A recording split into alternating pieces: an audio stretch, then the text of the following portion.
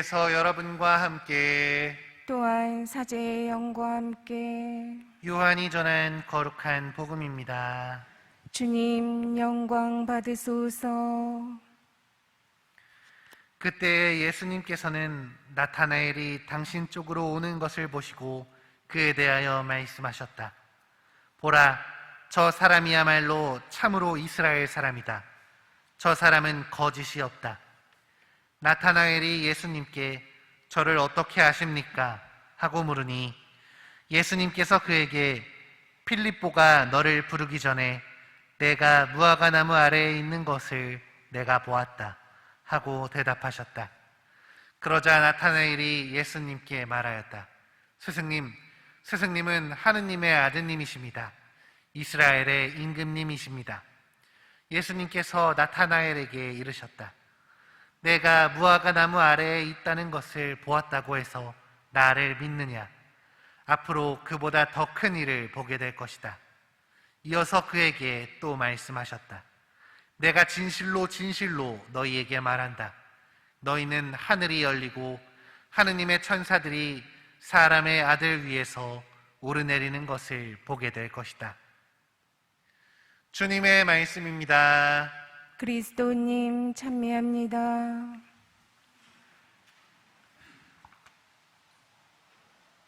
참 예수님, 찬미 예수님.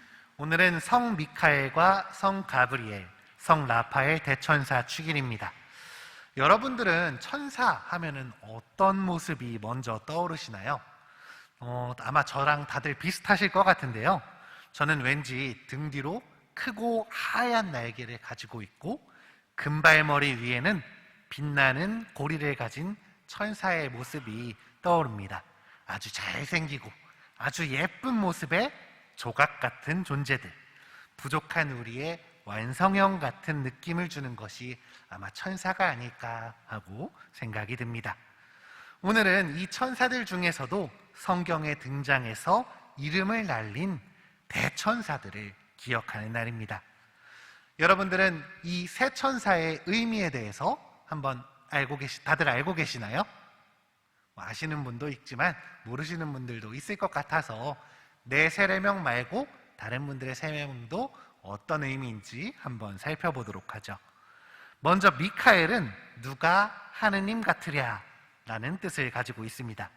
성경을 통해 전해지는 그의 모습은 이민족들의 신과 싸우고 이스라엘을 지켜주며 부하천사들을 이끌어 사탄을 무찌르는 모습으로 등장합니다. 그렇기에 이 미카엘은 천상 군대의 우두머리자 병사들의 수호자로 알려져 있습니다. 다음으로 가브리엘은 하느님의 영웅이라는 뜻입니다. 그는 성경에서 여러 소식과 정보를 전해주는 역할을 맡고 있는데요. 다니엘 예언서에서는 다니엘에게 묵시에 대한 정보를 알려주고 루카복음서에서는 세례자 요한과 예수님의 탄생을 알리는 역할을 하기도 합니다.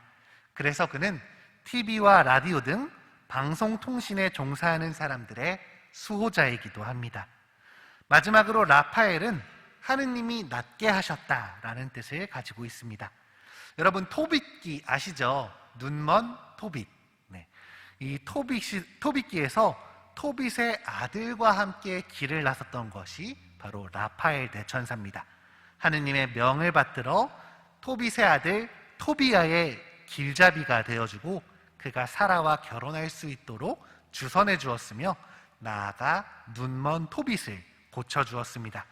이렇게 긴 여정 동안 함께했던 라파엘이기에 라파엘은 여행자들의 수호자로 알려져 있습니다.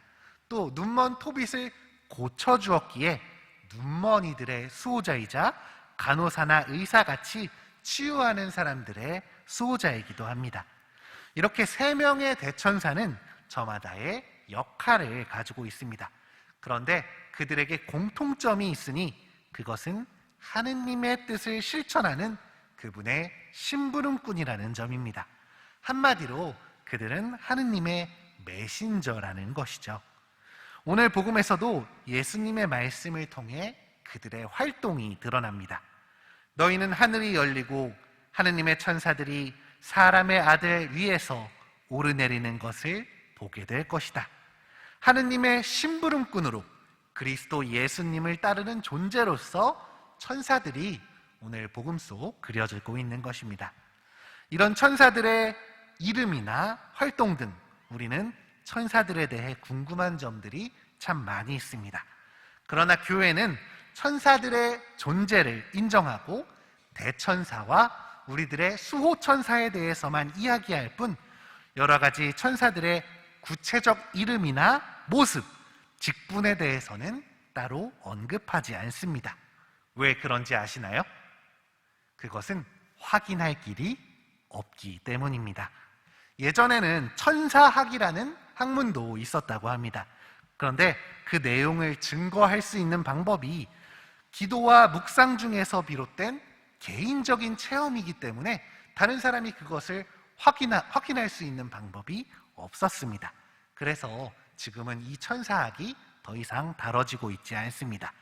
제대로 알 수 없는, 확인할 수 없는 천사들을 연구하는 것보다 지금 당장의 삶 안에서, 우리의 세상 안에서 그리스도를 증거하고 그분을 따라가는 것이 더 중요하기에 교회는 천사에 대해서 언급을 하기보다 지금 이 세상에서 우리가 해야 할 것들이 더 중요하다라는 것에 방점을 두고 있는 것이죠.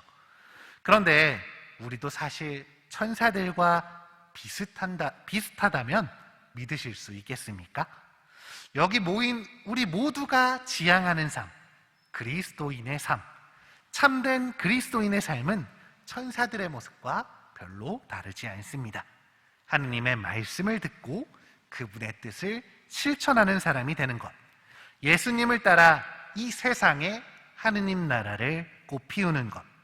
사실 우리는 천사들에 대해 분명히 알지는 못하더라도 이미 그들과 같은 지향을 가지고 비슷한 일을 하고 있는 것입니다. 우리가 그리스도인으로서 최선을 다해 살아간다면 언젠가 나의 이웃들이, 또 다른 형제들이 나의 모습 안에서 천사들의 향기를 느낄 수 있을 것입니다. 내가 바로 이 세상의 천사가 될 수 있도록, 누군가의 천사가 될 수 있도록 우리가 바로 세상 안에서 주님의 뜻을 전하는 그분의 메신저가 되었으면 좋겠습니다.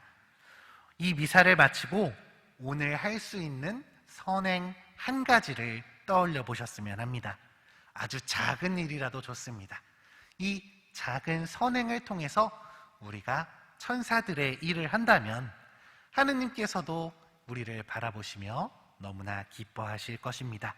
우리의 작은 선행 하나가 하느님 나라의 씨앗을 이 세상에 심는 행동이 될 것입니다.